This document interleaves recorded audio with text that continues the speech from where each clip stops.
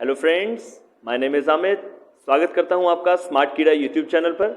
Last lecture में मैंने discuss किए थे miscellaneous questions RRB mains level के, और आज भी हम लेसन नंबर 19 में भी मिसलेनियस क्वेश्चंस आज फिर डिस्कस करेंगे। कुछ नए सेट ऑफ क्वेश्चंस मैं फिर लाया हूं, कुछ नए तरीके के एजम्पशंस, कंक्लूजन्स और सिचुएशन बेस्ड क्वेश्चंस हम देखेंगे। बेसिक नॉलेज आपकी क्लियर है, ये मैं मान के चल रहा हूँ, मैं एज्यूम करके चल रहा हूँ कि आपने मेरे लेसन नंबर 1, 2 और 3 देख लिए हैं और आपको ये सारे कॉन्सेप्ट्स बेसिक वाले वो क्लियर हों, यानी आप आर्ग्यूमेंट पहचानना जानते हैं। ठीक है, क्रिटिकल रीजनिंग की प्लेलिस्ट ऑलरेडी बनी हुई है स्मार्ट कीड़ा चैनल पे, आप जा करके वहाँ पर ऑलमोस्ट 18 लेसन हमने डाले हुए हैं, आप देख सकते हैं। आज लेसन नंबर 19 हम स्टार्ट करेंगे, तो विदाउट वेस्टिंग एनी टाइम हम बढ़ेंगे क्वेश्चंस की तरफ। ठीक है, तो पहला क्वेश्चन देखते हैं, ये रहा आपके स्क्रीन पे। आपको क्या करना है, आपको इसको पॉज करके पढ़ लेना है, डायरेक्शंस देख लीजिए और इसको सॉल्व करने की कोशिश करेंगे आप। ठीक है, और फिर मेरा डिस्कशन देखेंगे, तो मैं भी रीड करूंगा साथ में आपके। सबसे पहले हम देखते हैं डायरेक्शंस हमेशा जैसे, तो in the questions below a passage is given followed by 5 options. थोड़ा सा लेंथी पैसेज है, नीचे 5 ऑप्शंस इसके बाद दिए हैं और हमें बताना है from the options that choose the one that reflects the correct assumption that follows। हमें assumption देखना है, 5 ऑप्शंस दिए हैं, उसमें से सिर्फ एक assumption कोई फॉलो हो रहा होगा, हमें देखना है। तो थोड़ा सा मॉडरेट हो जाएगा question. Even having a lengthy passage the question will be moderate level, because 5 options दिए हैं, हमें तो सिर्फ 4 रिजेक्ट करने और एक को एक्सेप्ट करना है। चलिए देखते हैं पैसेज क्या कहता है। As the economy gradually returns to its pre-COVID-19 level on its way to 7% plus growth trajectory। ठीक है, अब ऑलरेडी ये हम स्टेट यहाँ से हो रहा है, एक प्रेमाइस यहाँ पे दिया हुआ है कि जब इकोनॉमी अब धीरे धीरे अपने पटरी पे आ रही है, प्री कोविड एरा में जैसे था 7% लगभग ग्रोथ ट्रेजेक्टरी को हम टच करेंगे अब post COVID. Both monetary and fiscal authorities need to lend their shoulders to it. ठीक है, जितने भी फाइनेंशियल इंस्टीट्यूशंस हैं, अथॉरिटीज़ हैं, जो भी पैसे से लेन देन हमारी बैंक्स कर रही हैं या इंस्टीट्यूशंस कर रहे हैं, तो उनको भी इसमें साथ देना होगा। For the RBI this means erring on the side of supportive aggregate demand. ठीक है, यहाँ पर एक शब्द है डिमांड, ये बहुत हर जगह आ रहा है, देखोगे आप। Rather than using it levers to push inflation down. ठीक है, ये कुछ टेक्निकल टर्म्स बताए गए हैं आरबीआई से रिलेटेड। आरबीआई कंट्रोल करता है रेट्स को। ठीक है, rising supply of output would help ameliorate inflation in any case. ठीक है, यहाँ पर 2 बार इन्फ्लेशन आ चुका है। ठीक है, but even if not, it is critical for the central bank not to थ्वाट recovery by making credit more expensive and thus clamping down on investment demand. ठीक है, यहाँ फिर डिमांड आ गया, यानी कुछ इन्फ्लेशन और डिमांड की बात हो रही है, ये तो हमें समझ में आ गया। अगर मुझे डिटेल में नहीं भी पता, लेकिन मैं ये चीज़ तो यहाँ से इन्फर कर पा रहा हूँ कि अगर हमें इन्फ्लेशन को नीचे रखना है, ठीक है, तो डिमांड को थोड़ा सा हाई रखना होगा। ऑब्वियस सी बात है, डिमांड और सप्लाई को अगर हम बिल्कुल बराबर बना के चलेंगे तो हमें इन्फ्लेशन का खतरा नहीं होगा। ठीक है, अगर डिमांड कम हो जाएगी, सप्लाई ज़्यादा होगी तो डिफ्लेशन होगा, और अगर डिमांड कम होगी और सप्लाई ज़्यादा होगी तो इन्फ्लेशन होगा। तो हमें दोनों का एक बना के रखना है, दोनों का बीच का जो इक्विलिब्रियम है उसको बना के रखना है। ठीक है, यहाँ पर कुछ आइडिया तो मुझे मिल गया। ठीक है, 7% ग्रोथ की बात हो रही थी, इन्फ्लेशन की बात हो रही थी, आरबीआई से रिलेटेड कुछ एक्शंस की बात हो रही थी, डिमांड की बात हो रही थी, राइजिंग सप्लाई ऑफ आउटपुट की बात हो रही है। ठीक है, ये सारी चीज़ें इन्फ्लेशन को रोक रही हैं। आप बता सकते हैं clearly, rising supply of output would help ameliorate inflation. ठीक है, हमें सप्लाई को बढ़ाना है। ठीक है, तो ये सारी चीज़ें अब क्लियर हो चुकी हैं काफ़ी हद तक, और अब हम बढ़ सकते हैं एजम्पशंस की तरफ। नेक्स्ट चलते हैं, देखते हैं क्या क्या एजम्पशंस हमें लेने होंगे और जिसकी बेसिस पे हम ये आर्ग्यूमेंट फॉर्म कर सकते हैं। तो पहला देखते हैं, the lockdown had administered an unprecedented shock to both demand and supply for economy. Obviously पिछले पैसेज में थ्रू आउट आप डिमांड और सप्लाई की बात करते रहे, इन्फ्लेशन की बात करते रहे, ग्रोथ की बात करते रहे, एक्शंस टेकन बाय आरबीआई की बात करते रहे ताकि इकोनॉमी 7% ग्रोथ पे आ जाए।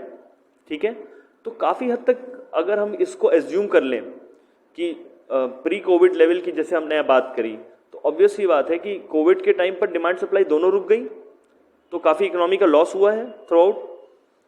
तो ये जो हम मान के चल सकते हैं, ये एकदम एग्जैक्टली हमें एक शॉक मिला है।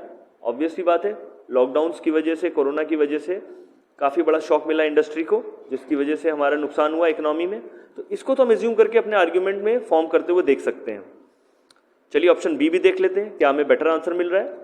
Rather than hesitate and wait yet again, the government must move decisively to recapitalize the banks preemptively। यहाँ तो एक कोर्स ऑफ एक्शन दे दिया, ये तो एक कोर्स ऑफ एक्शन है, तो हम इसको ऑब्वियस ही बात है एजम्पशन नहीं मान के चल सकते।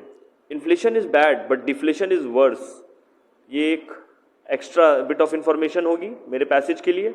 क्या इसके बेसिस पर मैं अपना आर्ग्यूमेंट फॉर्म कर सकता हूँ? जी नहीं, एग्जैक्टली नहीं, क्योंकि वहाँ पर ग्रोथ की भी बात हो रही थी, आरबीआई के एक्शंस की बात हो रही थी, डिमांड सप्लाई की बात हो रही थी, सिर्फ इन्फ्लेशन डिफ्लेशन की बात नहीं हो रही थी, तो ये भी कैंसिल आउट होता हुआ answer. Option D, it is critical for RBI not to let foreign capital inflows force further appreciation of rupee. अब यहाँ पर थोड़ा सा एक्स्ट्रा बिट ऑफ इंफॉर्मेशन है कि फॉरेन कैपिटल इनफ्लोज अगर बहुत ज़्यादा आ जाएंगे तो हमारा रूपी अप्रिशिएट कर जाएगा, या ये सब तो बहुत ही एक्स्ट्रा इन्फॉर्मेशन फिर से है। यहाँ पर अभी फॉरेन कैपिटल इनफ्लोज की कोई इको नहीं हुई बात मेरे पैसेज में, तो अभी इसको हम कंसिडर एज एजम्पशन कर ही नहीं सकते। Option E, recapitalisation of banks on an adequate scale is required at this point of time. क्या रिकैपिटलाइजेशन ऑफ बैंक्स की कोई बात पैसेज में होती हुई दिख रही थी? जी नहीं, दूर दूर तक कोई भी नहीं, तो एक्स्ट्रा बिट ऑफ इंफॉर्मेशन है, आउटराइटली हम रिजेक्ट कर सकते हैं। तो ऑप्शन ए सिर्फ एक ऐसा मजबूत आंसर हमें मिला। ऑप्शन बी, सी, डी तो बहुत ही वीक इंडक्टिव आंसर्स थे, कहीं से भी मेरे पैसेज के आसपास नहीं जा रहे थे। सिर्फ ऑप्शन बी थोड़ा सा एक कोर्स ऑफ एक्शन बता रहा था, गवर्नमेंट से रिलेटेड, आरबीआई से रिलेटेड नहीं। तो चलिए ठीक है, इसका मतलब मैं ऑप्शन ए पे क्लियरली टिक कर सकता हूँ, इन्फर भी होता हुआ दिख रहा था, एजम्पशन भी लेकर चल सकता हूँ मैं इसको, और अपना आर्ग्यूमेंट फॉर्म कर सकता हूँ। तो ऑप्शन ए पे टिक करेंगे, एकदम क्लियर आंसर होगा। अब इसकी एक्सप्लेनेशन फिर पढ़ना चाहें तो यहाँ पॉज करके पढ़ सकते हैं, और मैं बढ़ूंगा नेक्स्ट क्वेश्चन की तरफ। क्वेश्चन नंबर 2 थोड़ा सा छोटा जब क्वेश्चन होता है तो और डिफिकल्ट हो जाता है, इस बात का हमेशा ध्यान रखिएगा। जितनी ज़्यादा इन्फॉर्मेशन होगी उतना बेटर होगा आंसर को इंटरप्रेट करना, और जहाँ कम लाइनर होंगे तो और डिफिकल्टी बढ़ जाती है, एम्बिग्यूटी बढ़ जाती है, तो हमें थोड़ा सा केयरफुल होकर बढ़ना होगा क्वेश्चन में। चलिए डायरेक्शन देखते हैं। In the question below some facts are given followed by 5 option. यहाँ पर आप देख सकते हो नीचे कुछ 5 ऑप्शंस दिए होंगे, कुछ फैक्ट्स दिए होंगे और बाद में कुछ 5 ऑप्शंस दिए होंगे, ईच गिविंग अ कंक्लूजन विच मे और मे नॉट फॉलो, यानी कि सिर्फ एक कंक्लूजन होगा उनमें से। Choose the one that reflects the conclusion that follows. आपको वो सिलेक्ट करना है जो एक कंक्लूजन, और कंक्लूजन का कॉन्सेप्ट तो हमें पता है, सिर्फ एक ही होता है, एक ही कंक्लूजन फॉलो हो सकता है, पॉसिबल वही है। तो हम पढ़ेंगे बहुत तेजी से। In the coming months foreign capital inflows are likely to continue at a fast pace and it is critical for RBI not to let them force further appreciation of the rupee। अब रुपी का अगर appreciation होगा तो ये तो अच्छी बात है। जी नहीं, अगर रुपी एप्रिशिएट करेगा तो इन्फ्लेशन बढ़ेगा। ये हमें कॉन्सेप्ट्स थोड़े बहुत इकोनॉमिक्स के पता होने चाहिए, और हमें अगर फॉरेन कैपिटल इन्फ्लोज बहुत ज़्यादा पैसा अगर इंडिया में आने लग जाएगा, डॉलर ज़्यादा आ जाएगा, तो ऑब्वियस ही बात है रुपी एप्रिशिएट करेगा थोड़ा सा, उसके रिस्पेक्ट में रुपी की डिमांड ज़्यादा हो जाएगी और रुपी थोड़ा सा एप्रिशिएट करेगा, उससे क्या होगा, इन्फ्लेशन बढ़ने शुरू हो जाएगी। तो ये थोड़ा सा एक छोटा सा कॉन्सेप्ट हमें ऐसा ऐड ऑन करना पड़ेगा। मैंने बताया ना, जहाँ कम इन्फॉर्मेशन होगी वहाँ एम्बिग्यूटी आपके लिए बहुत बढ़ सकती है, तो हमें बहुत केयरफुल रहना होगा। चलिए देखते हैं फैक्ट्स क्या दिए गए हैं, आगे फैक्ट्स देखते हैं क्या है, इसको क्लियर कर लेते हैं यहाँ से, और नेक्स्ट फैक्ट्स देखते हैं क्या दिए गए हैं। तो यहाँ बोला गया है कि as workers continue to return and वो economic activity picks up, India will need to recapture its share in the world markets for which a competitive exchange rate through control of rupee is critical। अब यहाँ पे उसको justify करने की कोशिश की है, क्यों रुपी का जो एप्रिसिएशन है वो अच्छी बात नहीं है। क्यों? क्योंकि हमें कॉम्पिटिटिव एक्सचेंज रेट चाहिए, हमें एक कॉम्पिटिटिव रेट चाहिए। अगर हमारा रुपी बहुत ज़्यादा भी अप्रिशिएट करेगा तो हमारे लिए ग्लोबल सप्लाई चेन में अपना माल बेचना मुश्किल होगा हमारे लिए। अगर हम जब एक्सपोर्ट करेंगे तो रुपया महंगा रहेगा, तो ऑब्वियस सी बात है हमारा माल महंगा हो जाएगा। और हमें कॉम्पिटिटिव अगर होना है, ग्लोबल सप्लाई चेन में आना है, हमें आत्मनिर्भर बनना है हमें, तो हमें control of the rupee rate is very important right now. ठीक है, तो इसका मतलब बहुत ही ज़्यादा हमें डिटेल में जाकर के इस आंसर को खोजना पड़ा। ठीक है, अब काफ़ी लाइकली आंसर हो सकता है ये। ऑप्शन बी देखते हैं, चलिए ऑप्शन बी देखते हैं, ऑप्शन बी क्या कहता है। ठीक है, ऑप्शन बी देखते हैं। ऑप्शन बी कहता है foreign capital is needed in huge volumes to boost growth in India which is an emerging market. तो अगर मैं यहाँ देयरफॉर लगा दूँ, therefore foreign capital is needed in huge volumes to boost growth in India which is an emerging market, क्या ये मेरा answer सही होता हुआ दिख रहा है? जी नहीं। आपने बोला फॉरेन कैपिटल जब इनफ्लो होगा तो रुपी अप्रिशिएट करेगा, तो यहाँ पर आप कंक्लूड ये नहीं कर सकते कि फॉरेन कैपिटल बहुत ज़्यादा इंपॉर्टेंट है इंडिया के बूस्ट के लिए, इमर्जिंग मार्केट है इंडिया इसीलिए वो वहाँ पर फॉरेन कैपिटल की आवश्यकता है। फॉरेन कैपिटल से रिलेटेड मतलब नहीं था, हमें तो रिलेशनशिप देखना है, फॉरेन कैपिटल इनफ्लो से रुपी में क्या फर्क आ रहा है और उसकी वजह से हमारे पास क्या कोर्स ऑफ एक्शन देखने को हमें मिलेगा थ्रू आउट। ठीक है, तो ये आंसर बिल्कुल वेवर्ड हो जाएगा, बिल्कुल अलग बात कर दी आपने फॉरेन कैपिटल को एनालाइज करना शुरू कर दिया। जी नहीं, फॉरेन कैपिटल से हमारे रुपी एप्रिसिएशन पे क्या फर्क पड़ रहा है ये पूछा गया था क्वेश्चन में। चलिए, तो ये नहीं हो सकता। Option C, rupee appreciation increases inflation in the market, बिल्कुल ये तो हमने पता चला है, ये एक्स्ट्रा बिट ऑफ इंफॉर्मेशन है। ठीक है, लेकिन क्या मैं इसको कंक्लूड कर सकता हूँ? जी नहीं, बिकॉज मेरे पास कोई इन्फॉर्मेशन नहीं थी इस तरीके की कि एप्रिसिएशन से हम, मुझे बैक ऑफ माइंड मेरे इमोशनल थिंकिंग से मुझे पता है, मैंने कहीं पढ़ा है ये कि रुपी एप्रिशिएट होगा तो इन्फ्लेशन बढ़ जाएगा बाजार में। ये मेरी लॉजिकल थिंकिंग नहीं बता रही है, ये मेरी इमोशनल थिंकिंग मुझे बता रही है। मेरे पास्ट एक्सपीरियंस में जो मैंने पढ़ा, मैंने देखा न्यूज़पेपर में कहीं, तो उससे मुझे ये पता चला कि rupee appreciation increases inflation in the market. पर क्या लॉजिकली मेरा आंसर ये हो सकता है अभी in the light of option A? जी नहीं, ऑप्शन ए ही बेटर आंसर निकलेगा, क्योंकि वो पूरी तरीके से एक्सप्लेन कर रहा था क्यों रुपी का कंट्रोल करना हमारे लिए आवश्यक है, क्यों appreciation of rupee is very important in the light of having foreign capital inflows. यही एम्बिग्यूटी आती है। ये क्वेश्चन बहुत से लोग सी टिक करके आएंगे बिल्कुल क्लियर, क्योंकि उन्होंने इमोशनली पढ़ा हुआ ये चीज़, लेकिन यहाँ पर हमें लॉजिकली सोचना है, और लॉजिकली ऑप्शन ए एक बहुत ही बेटर लाइकली आंसर होगा। ठीक है, बहुत ही क्लोज आंसर हो सकता था ये। चलिए, इसको भी मैं रिजेक्ट करता हूँ। Option D, the safer bet for fiscal policy is to work through a boost to public spending, ये तो बहुत ज़्यादा एक्स्ट्रा इन्फॉर्मेशन है, ये बिल्कुल आउट ऑफ कॉन्टेक्स्ट है, मेरे पैसेज में कहीं इसका कोई लेना देना नहीं है, तो मैं इसको रिजेक्ट कर सकता हूँ।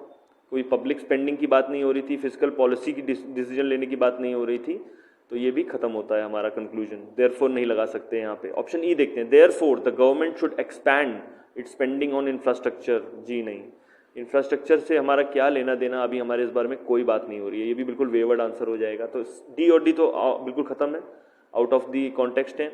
सी, बी भी नहीं हो सकता, क्योंकि बी सिर्फ फॉरेन कैपिटल इन्फ्लोज की बात कर रहा था, उसके सजेस्टिव कोर्स ऑफ एक्शन की बात कर रहा था, उसको भी हमने रिजेक्ट कर दिया। तो in the light of option A is a better answer than C, ये बात ध्यान रखना है हमें। ठीक है, आई होप ये चीज़ आपको क्लियर हो गई हो। इसका एक्सप्लेनेशन फिर आप यहाँ पढ़ेंगे, और इसको आप पॉज करके भी पढ़ सकते हैं। और मैं बढ़ूंगा नेक्स्ट क्वेश्चन की तरफ। क्वेश्चन नंबर 3, डायरेक्शंस पढ़ेंगे। A course of action is given followed bye 3 situations, read it carefully and answer the question that follows. थोड़ा सा फ्लिपर क्वेश्चन है ये। ठीक है, यहाँ पे उल्टा कर दिया। अभी तक क्या होता था, सिचुएशंस होती थी और कोर्स ऑफ एक्शन डिसाइड करने होते थे, यहाँ उल्टा कर दिया। यहाँ कोर्स ऑफ एक्शन पहले दे दिया है, और फिर आपको डिसाइड करना है कि कौन सी ऐसी सिचुएशन है जिसकी वजह से वो कॉजल इन्फ्रेंस आया है, या वो कॉज इफेक्ट आया है, या वो कोर्स ऑफ एक्शन हमें लेना पड़ा है। ठीक है, थोड़ा सा यहाँ देखना पड़ेगा, कॉज इफेक्ट आ जाएगा यहाँ पे, तभी हम कोर्स ऑफ एक्शन डिसाइड कर सकते हैं। तो पहले हम पढ़ेंगे कोर्स ऑफ एक्शन, फिर हम पढ़ेंगे सिचुएशंस, यहाँ जैसे क्वेश्चन में दिया हुआ है, और फिर हमें सिलेक्ट करना है कि कौन सी ऐसी सिचुएशन है जिसकी वजह से ये कोर्स ऑफ एक्शन फॉलो हो रहा है। चलिए पढ़ेंगे पहले कोर्स ऑफ एक्शन।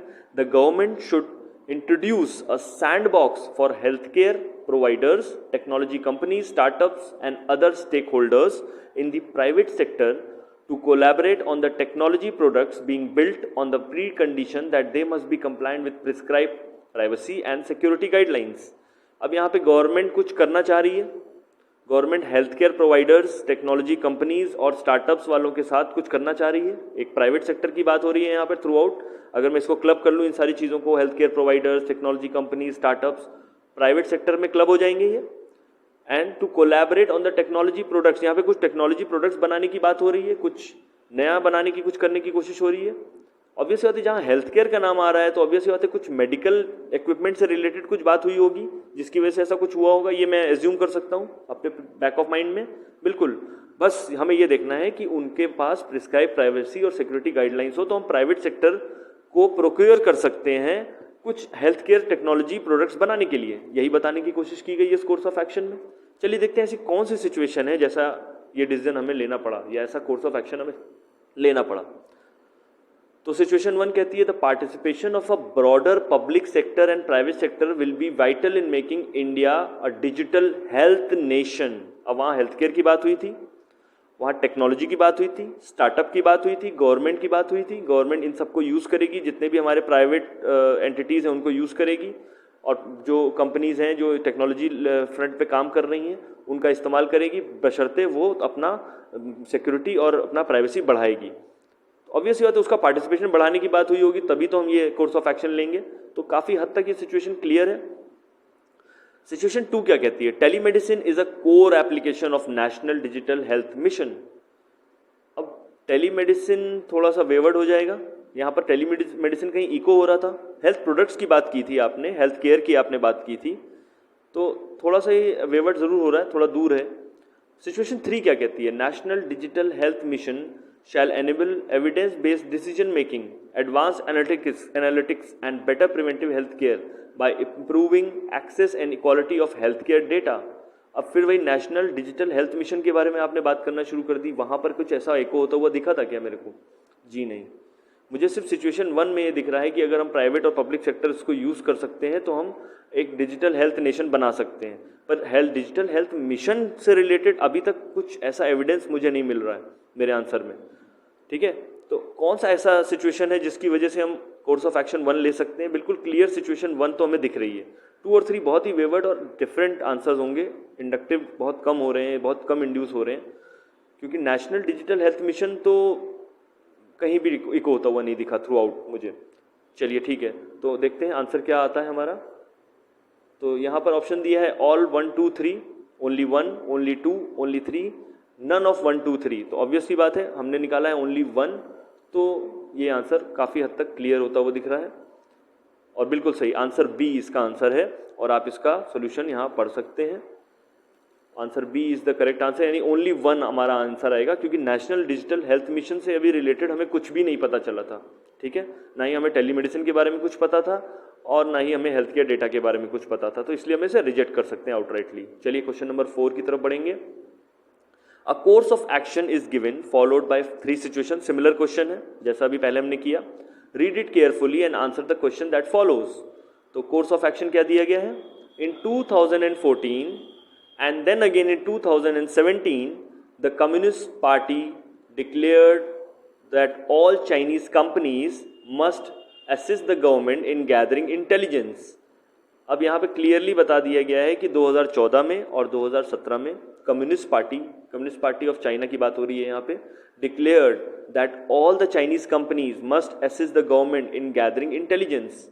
यानी जितनी भी प्राइवेट ओन्ड कंपनीज हैं वहाँ पर, जैसे टिकटॉक वगैरह है, ये तो अभी हमने लेटेस्ट में देखा है, तो उन्होंने क्लियर बोल दिया था 2014 में और 17 में उनको कि आप अगर दुनिया में कहीं भी बिजनेस कर रहे हैं तो आप अपना जो डेटा है और जितना भी आपका इन्फॉर्मेशन जो आप गैदर करोगे वो आप गवर्नमेंट के साथ शेयर करोगे, ताकि आप इंटेलिजेंस में हमारी मदद आप कर सको।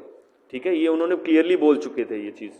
तो कैसा, क्यों ऐसा हुआ होगा, क्या ऐसा कारण रहा होगा जिसकी वजह से उन्होंने ऐसा कहा, ऐसा उन्होंने किया, या ये कोर्स ऑफ एक्शन लिया गवर्नमेंट ने? चलिए देखते हैं। पहला situation, TikTok the Chinese app that was band in India along with the dozens of others denies that it help the Chinese government. थोड़ी वेवर्ड बात हो जाएगी यहाँ पर, तो कहानी थोड़ी सी ट्विस्टेड है। यहाँ पर ये बात हो रहे हैं आपस में कि इन्होंने डिनाई कर दिया कि चाइनीज़ गवर्नमेंट की हमने कोई मदद की है, हमारा डाटा हमने उनको डिस्क्लोज किया है, लेकिन कोर्स ऑफ एक्शन तो कुछ और ही कहता है। कोर्स ऑफ एक्शन तो क्लियर बोलता है कि गवर्नमेंट ने 2014 और 17 में क्लियर बोल दिया था कंपनीज को कि आपको इंटेलिजेंस गैदरिंग करनी है। ठीक है, तो ये नहीं हो सकता आंसर मेरा, सिचुएशन 1। सिचुएशन 2 कैसे कहती है? The potential intelligence collection role of Chinese companies is not new and it is suggested in the Chinese national intelligence law. तो 2014 की जब हम बात कर रहे हैं तो ऑब्वियसली बात है कि अगर Chinese companies potential intelligence collection role कर रही हैं, किसी तरह वो अपना इंटेलिजेंस अपना डाटा जो है वो दे रही हैं अपने गवर्नमेंट को, तो वो तो ऑब्वियसली बात है, it is codified in the Chinese national intelligence law. Situation 2 clear eco कर रही है कि चाइनीज़ नेशनल इंटेलिजेंस लॉ यही कहता है कि जो प्राइवेट ओन्ड कंपनीज हैं उनको अपना डाटा साझा करना पड़ेगा गवर्नमेंट के साथ। ठीक है, and it is very not new, ये कोई नई बात नहीं है, क्योंकि 2014 में भी ऐसा हुआ था, तो 2017 में भी ऐसा हुआ था, तो ये कोई नई बात थोड़ी ना है, ये तो बड़ी आम सी और कॉमन सी बात है कि जैसे हुआई बेस्ड कंपनी जो आप देख रहे हो अमेरिका में, उसको कंपेल किया जा रहा है कि आप अपना यहाँ से हटा लीजिए सारा सेटअप, क्योंकि उनके ऊपर ये चार्जेस हैं कि आप हमारा डाटा अपनी चाइनीज़ गवर्नमेंट को दे रहे हैं, ठीक है, और वो उसका इस्तेमाल कर सकती है जैसा भी वो चाहे। तो ये सिचुएशन 2 बिल्कुल क्लियरली इको हो जाएगी। कोर्स ऑफ एक्शन 1 हम लेने पे तैयार हो जाएंगे अगर ये सिचुएशन रहेगी तो बिल्कुल। तो ये हमारा काफ़ी क्लियर आंसर है। Situation 3, Chinese government encourages state owned and private enterprises to acquire foreign companies with advance technologies. ये तो बहुत ही वेवर्ड बात है, उन्होंने कुछ और एक्स्ट्रा इन्फॉर्मेशन दे दी है कि प्राइवेट एंटरप्राइजेज या स्टेट ओन्ड जो एंटरप्राइजेज हैं वो फॉरेन कंपनीज को एक्वायर करें। तो ये तो बहुत ही वेवर्ड बात हो गई, इससे कोई लेना देना नहीं है, हम इंटेलिजेंस गैदरिंग की बात कर रहे थे। तो ये तो बहुत ही वेवर्ड आंसर हो जाएगा और सिर्फ सिचुएशन 2 फॉलो होती हुई दिख रही है। तो इसमें ऑप्शन देखते हैं, all 1 2 3, only 1, only 2, only 3। Option C कहता है ओनली 2, तो ये हमारा क्लियर आंसर होगा। और हम बढ़ेंगे सॉल्यूशन की तरफ। जी हाँ, आंसर सी एकदम क्लियर आंसर है, आप पॉज करके इसको पढ़ सकते हैं। नेक्स्ट क्वेश्चन की तरफ बढ़ेंगे, question number 5। Now in the question below a situation is given, ठीक है, among the given options select the possible reason or a combination of possible reasons for the situation in the question। अब यहां बताया गया है कि जो नीचे सिचुएशन दी गई है, this is actually it has to be a selected possible reason of or a combination of possible reasons for the situation। हमें वो reasons ढूंढने हैं जिसकी वजह से ये situation create हुई है, ठीक है। और ये भी थोड़ा सा एक नए टाइप का क्वेश्चन है जो आज हम देखेंगे। It is fair to say that in the precise sense of the term border, India did not inherit a complete northern border at all, particularly in terms of Aksai Chin, Johnson and McCartney McDonald lines जिसको हम बोलते हैं। यानी कि Aksai चीन के border की बात हो रही है, यानी हमारे इंडिया चाइना का जो नॉर्दर्न बॉर्डर है वो एकदम क्लियरली इनहेरिटेड नहीं हुआ इंडिया को। यहाँ पर उन्होंने क्लियर बताया कि अगर आप बॉर्डर की बात करें तो वहाँ कोई बॉर्डर है ही नहीं, ठीक है। और हमें जो नॉर्दर्न बॉर्डर मिला, जब हम ऑब्वियस बात है इंडिया की बात हो रही है, तो इंडिया तो आज़ाद हुए 50 60 70 साल हो चुके हैं, तो इंडिया को बॉर्डर नहीं मिला। इसका मतलब जब आज़ादी के बाद हमारे पास कुछ ऐसा था ही नहीं कि लिमिटेशन नहीं थी अक्साई चीन की तरफ से हमारे पास, हम किसी तरह ये बोल सकें कि ये हमारा बॉर्डर है, ये इंडिया में आता है और ये चाइना में आता है, ये हमें नहीं पता था। चलिए ठीक है, ये एक सिचुएशन दी गई है। अब क्या ऐसे रीजंस हो सकते हैं, क्या मुख्य कारण हो सकते हैं जिसकी वजह से ऐसा कुछ हम बोल पाए। तो पहला देखते हैं, पहला बोलता है कि India inherited borderless maps from the British reflected limiting surveying.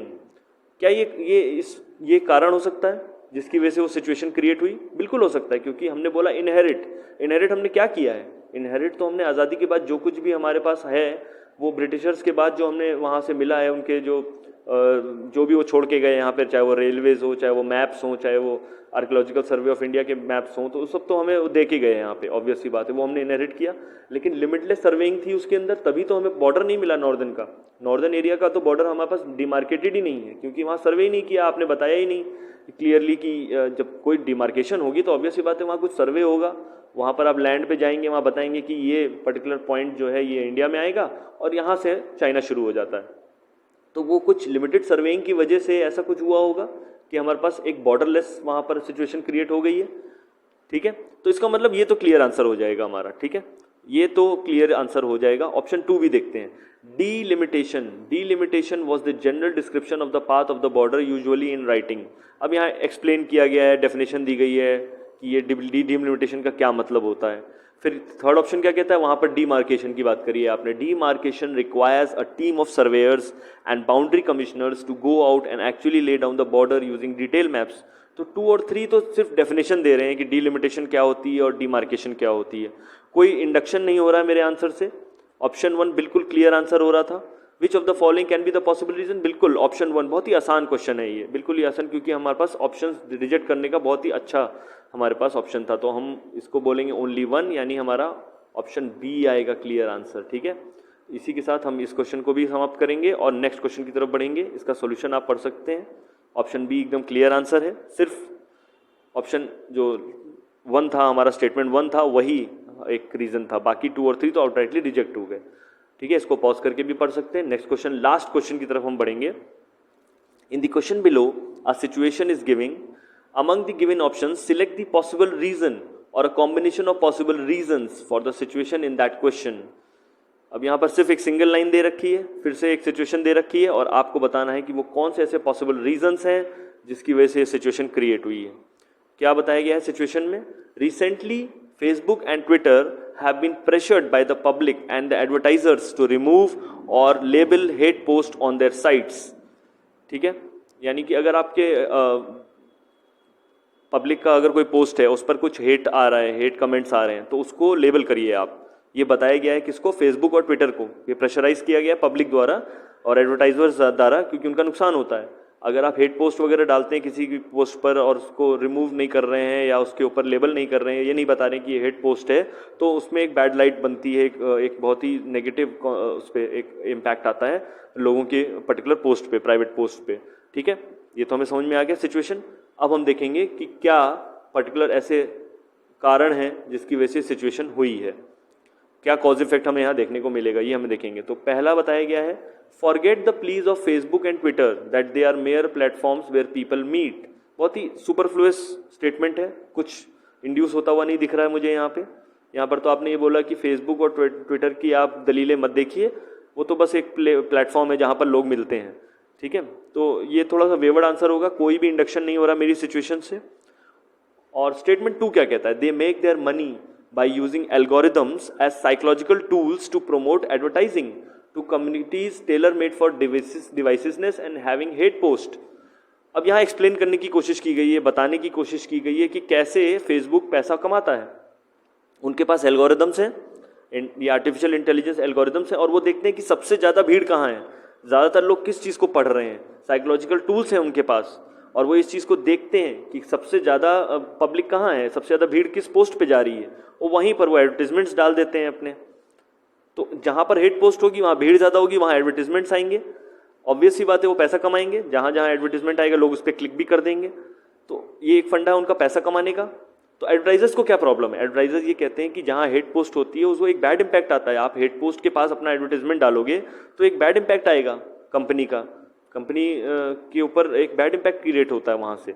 Obvious सी बात है, वो क्यों कहेंगे कि आप हेट पोस्ट वहाँ से हटा दीजिए, उसको लेबल करिए कि ये तो हेट पोस्ट है, किसी का आप गलत बोल रहे हो किसी के बारे में और उस पर लोग भीड़ आ रही है और फिर वहाँ एडवर्टीजमेंट हो रहा है। तो ये तो बिल्कुल ही ख़राब तरीके का एक पैसा कमाने का जरिया हुआ। बिल्कुल बिल्कुल, ये एक वैसी सिचुएशन है जहाँ पर हम ये बोल सकते हैं कि फेसबुक और ट्विटर को हेट पोस्ट को लेबल करना चाहिए या मार्क करना चाहिए या उसको रिमूव करना चाहिए। ऑप्शन 3 क्या कहता है? They did not intend the dark side of their business but will not change their strategy because massive profits flow out it. अब ये भी ऑप्शन 2 में जो इको हो रहा था वही ऑप्शन 3 में भी हो रहा है। बहुत ज़्यादा पैसा इन्वॉल्व है यहाँ पर, जिसकी वजह से वो अपना dark side of the business नहीं बताना चाह रहे हैं। वो क्यों, उनको क्या फ़र्क पड़ता है, उनको तो रेवेन्यू आ रहा है। अगर कोई हेट पोस्ट कोई डाल रहा है और उस पर एडवर्टीजमेंट्स आ रहे हैं वहाँ पर और उनको पैसा कमा रहे हैं, तो उनको क्या प्रॉब्लम हो सकती है? जिसको लड़ना है, जिसको भिड़ना है, जिसका इम्पैक्ट हो रहा है वो अपना जाने, वो जाने, उसका काम जाने। तो वो अपनी स्ट्रेटेजी क्यों चेंज करेंगे? वो तो थोड़ी देर के लिए कह देंगे अच्छा ठीक है मैं हटाता हूँ, बाद में वो हटा भी देंगे, फिर कहीं से कोई एक और नई हिट पोस्ट आ जाएगी।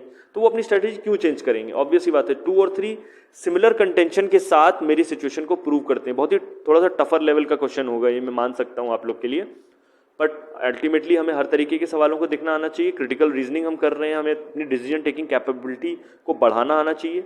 हमें देखना होगा कि क्या कॉज इफेक्ट आ रहे हैं, किसकी वजह से क्या हो रहा है, कौन सा ऐसा कारण है जिसकी वजह से वो सिचुएशन क्रिएट हो रही है। आई होप ये चीज़ क्लियर हो रही हो। तो हम क्या करेंगे, ऑप्शन 2 और 3 जहां मुझे मिलेगा उस पर टिक करेंगे। और यहाँ पर क्या दिख रहा है? All of 1 2 3, only 2 and 3, only 1 and 2, only 3, none of 1 2 3। तो ऑप्शन बी काफ़ी हद तक क्लियर आंसर मिलेगा मेरे को। ठीक है, इसी के साथ ये लास्ट क्वेश्चन था आज का। आई होप ये सेशन आपको अच्छा लगा हो, क्योंकि बहुत ही अच्छे लेवल के क्वेश्चंस मैं लाने की कोशिश करता हूँ। इसका सोल्यूशन आप पढ़ सकते हैं। ठीक है, और नेक्स्ट लेक्चर में भी मैं क्वेश्चंस फिर से नए कुछ डेवलप करके लाऊंगा। आई होप आपको ये सेशन अच्छा लगा हो। Thanks for watching this video. Till then पढ़ाई करते रहिए, तैयारी करते रहिए। जय हिंद।